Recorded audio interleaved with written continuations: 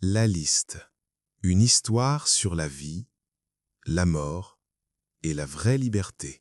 Ready, set, go. Learn French with stories, wherever you go. This is French Stories Hub. La nouvelle. Je m'appelle Marcel. J'ai 62 ans. Et depuis 3 semaines, je sais que je vais mourir. Le médecin m'a dit « Monsieur Fontaine, c'est un cancer du poumon. Avancé. Vous avez peut-être 6 mois. » 6 mois. Je suis sorti du cabinet médical et j'ai marché dans la rue. Le soleil brillait, les gens marchaient, parlaient, riaient. La vie continuait, comme si rien n'avait changé. Mais tout avait changé. Je suis allé dans un café, j'ai commandé un café, et j'ai pris un carnet dans la poche. Un vieux carnet que je portais toujours avec moi, mais que je n'utilisais jamais. J'ai écrit en haut de la page les choses que je veux faire avant de mourir. Puis, j'ai regardé la page blanche pendant 20 minutes. 20 minutes. Et rien.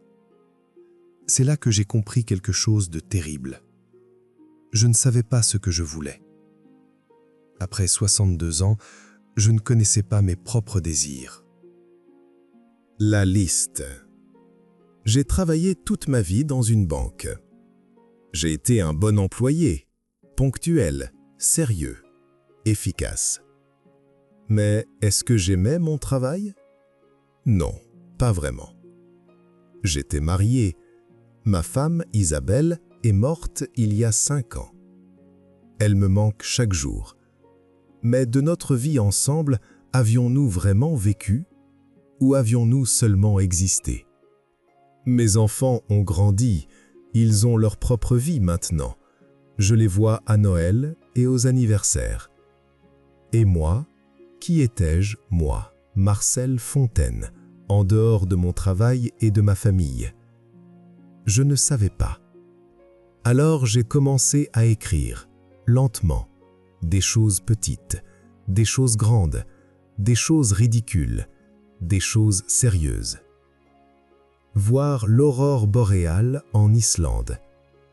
Manger dans un restaurant avec 3 étoiles Michelin. Apprendre à danser le tango. Lire Don Quichotte en entier. Dire à ma fille Claire que je suis fier d'elle. Retourner à Lyon, la ville de mon enfance. Voir un lever de soleil sur la mer. Pardonner à mon frère Henri.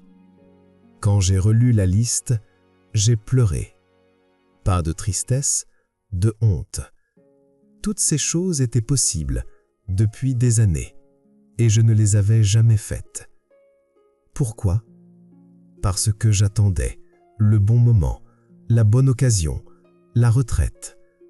Et maintenant, la retraite, c'était peut-être dans 6 mois, sous terre. Le carnet perdu. 2 jours après, je suis retourné au même café. Je me sentais mieux. La liste m'avait donné quelque chose, une direction. J'ai sorti mon carnet, j'ai commandé un thé et j'ai commencé à planifier. L'Islande d'abord, puis Lyon, puis... Le serveur m'a appelé. Mon téléphone sonnait. C'était mon médecin. Je suis sorti du café en vitesse, le téléphone à l'oreille. Une mauvaise nouvelle? Une bonne? Je ne savais pas.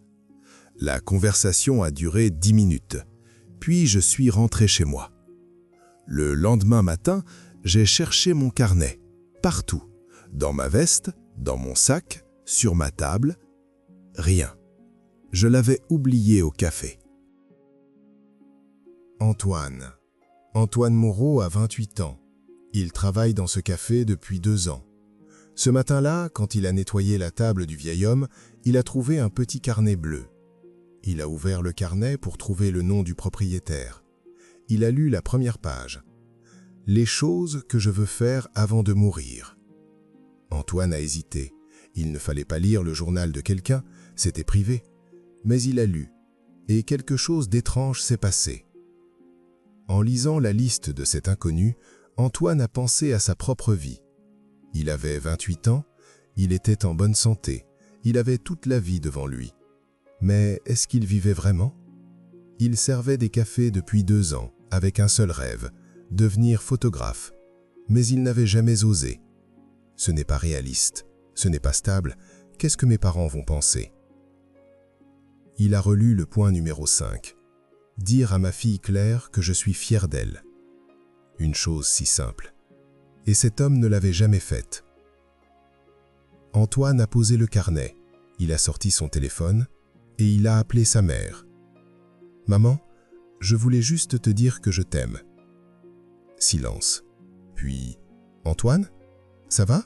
Il se passe quelque chose? » « Non, tout va bien.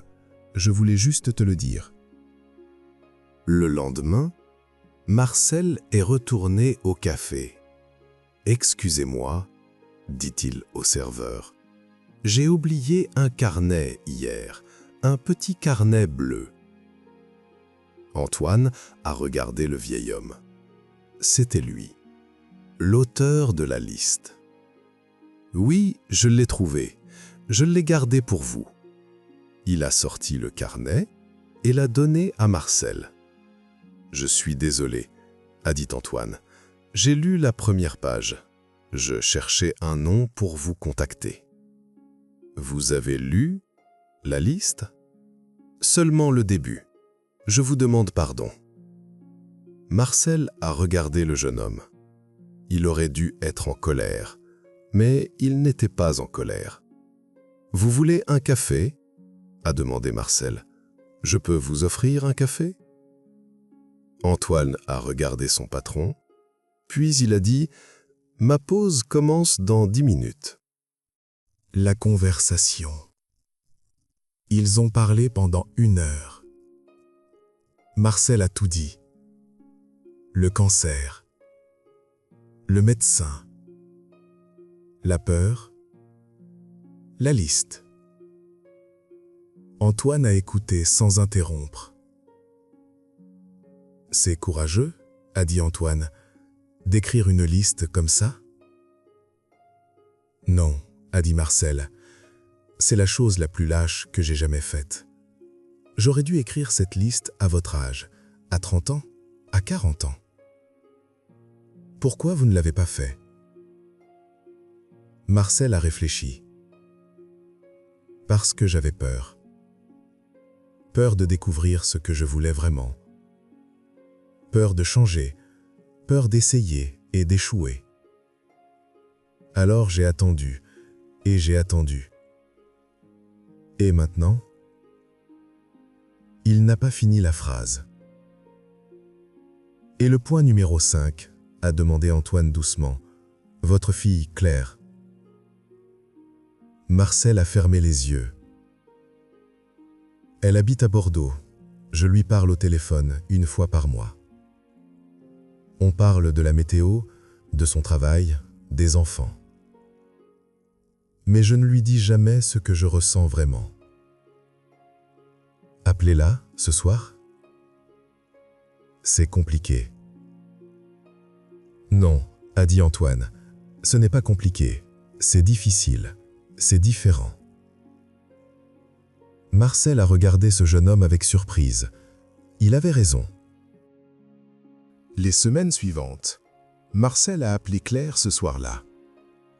La conversation a duré 3 heures. Ils ont pleuré tous les deux. Claire est venue à Paris le week-end suivant. Marcel a commencé à cocher les points de sa liste. Il est allé à Lyon avec Claire. Ils ont marché dans les rues de son enfance. Il lui a montré l'école, la boulangerie de sa grand-mère, le parc où il jouait. Il a appelé son frère Henri. La conversation a été difficile, douloureuse, mais nécessaire. À la fin, Henri a dit « Je t'aime, Marcel ». Et Marcel a dit « Moi aussi ». Il a vu un lever de soleil sur la mer, à Biarritz, seul, debout sur la plage à 5 heures du matin.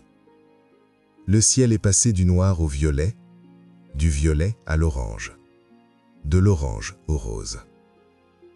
Il a pleuré. de joie cette fois. Antoine et sa liste. Antoine et Marcel se sont revus plusieurs fois. Ils buvaient un café après le travail d'Antoine. Ils parlaient de la vie, de la peur, des rêves. Un jour, Antoine est arrivé avec un carnet neuf. « J'ai fait ma liste », a-t-il dit. Marcel a souri. « Et alors ? » ?»« J'ai donné ma démission ce matin. Je pars au Japon dans 1 mois, avec mon appareil photo. » Marcel a regardé le jeune homme. Il était ému. « Vous avez peur ? » ?»« Terriblement, » a dit Antoine. « Mais vous m'avez appris quelque chose. » »« Quoi donc ? » ?»« Que la peur ne disparaît pas. On fait les choses malgré la peur. Ou on attend. Et on attend. Et un jour, c'est trop tard. » Marcel a posé sa main sur l'épaule du jeune homme. « Allez, et prenez beaucoup de photos. » La dernière entrée. Marcel est mort 5 mois après le diagnostic, 1 mois plus tôt que prévu. Mais il n'est pas mort comme il avait vécu, en attente. Il est mort avec un carnet presque plein, 7 des 8 points cochés. L'aurore boréale en Islande manquait. Son corps ne l'avait pas permis.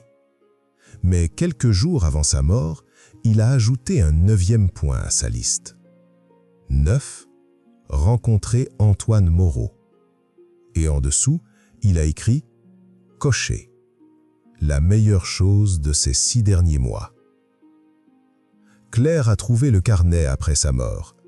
Elle l'a envoyé à Antoine avec un mot. « Mon père m'a parlé de vous.